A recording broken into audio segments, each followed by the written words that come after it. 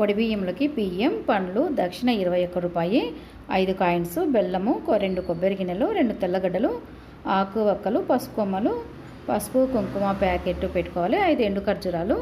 ఇది చీర జాకెట్టు, పైన చీర జాకెట్టు లంగాతో కలిసి 5 వస్తువులు అవుతాయి. ఇట్లా మనము తీసుకున్నటువంటి జాకెట్ గుడ్డను చీర కొంగులో పడిచి ఇట్లా ఫస్ట్ పెద్ద ముత్తైదువులు ఉంటారు కదా, వాళ్ళతో వడిబియ్యం పెట్టిన వాళ్ళకు పెట్టించుకున్న వాళ్ళకు మంచిదన్నమాట. నేనైతే మా అత్త అయితే పెట్టించాను, మా వదినకు వడిబియ్యం పెడుతున్నాను. నేను మా అత్త మా పిన్ని అంటే మా ఆయన మేనత్త అన్నమాట. మా తోడుకోడలు నలుగురం పెట్టిన తర్వాత మళ్ళీ నేనే పెట్టిన తర్వాత 5 మంది అవుతాం కాబట్టి ఇట్లా ఎవరినైతే మేము బంధువులు ఎవరిని పిలుచుకోలేదు, దాయాదులు మేమే ఉన్నాము, ఒక 10 మంది మన ఉద్దేశంతో. ఇంకా మేము ఇంటి మటుకు మాత్రమే చేసుకున్నాము. అన్నం, పప్పు, భక్ష్యాలు అన్నీ చేసుకొని దేవునికి నైవేద్యం పెట్టి మధ్యాహ్నం 3 నుంచి పెట్టుకున్నాం అన్నమాట.